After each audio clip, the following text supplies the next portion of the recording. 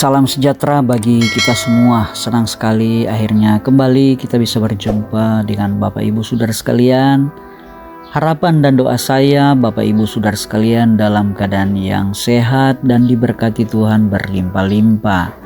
Saat ini kita akan kembali merenungkan firman Allah sebagai tanda bahwa kita rindu untuk terus bersekutu dengan Tuhan lewat firman-Nya, sebab yang kita bisa nikmati semua itu berasal daripada Tuhan. Sebelum kita merenungkan firman Allah, mari kita satu di dalam doa. Bapa yang baik, kami bersyukur kasih-Mu sungguh ajaib. Engkau sudah menolong, menjaga, memelihara, melindungi kami, serta memberkati kami.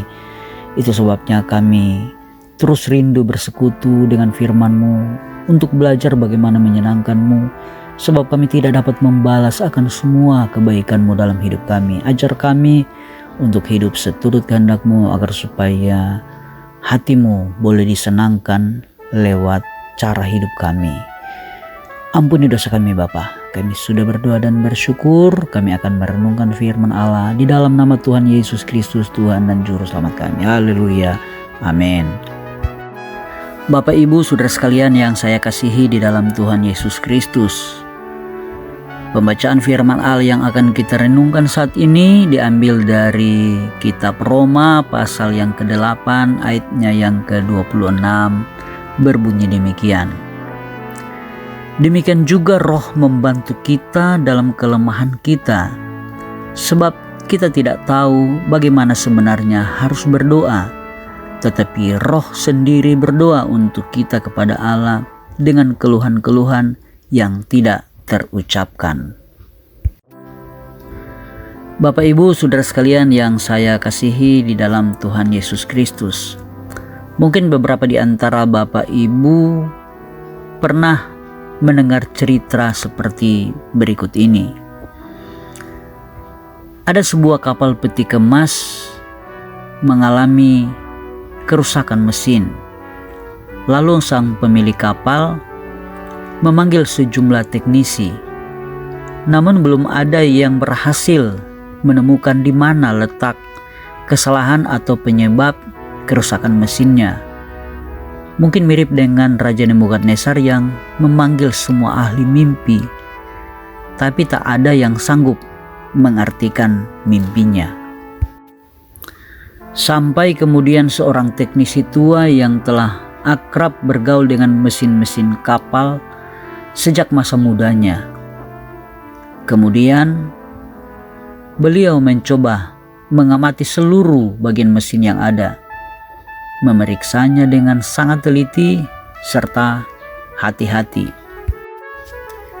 Ketika pemilik kapal melihat teknisi tua tersebut, selang beberapa menit ia mengeluarkan sebuah palu kecil dari tas alat-alat mekaniknya, lalu hanya mengetuk bagian mesin tertentu secara perlahan, dan akhirnya mesin pun mulai menyala serta bekerja sebagaimana mestinya. Ketika menerima tagihan, yang empunya kapal kaget karena tagihannya sebesar $10.000. $10.000 hanya untuk mengetuk palu? Pikir pemilik kapal dalam hati.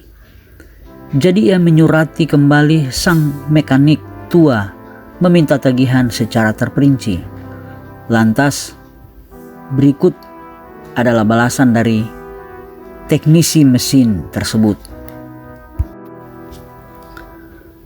Mengetuk dengan palu kecil seharga $2.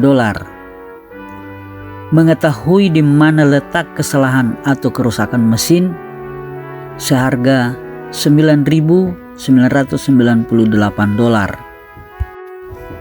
Bapak Ibu Saudara sekalian yang saya kasihi di dalam Tuhan Yesus Kristus, seringkali kita tidak tahu apa yang mesti kita lakukan saat berhadapan dengan kondisi hidup kita.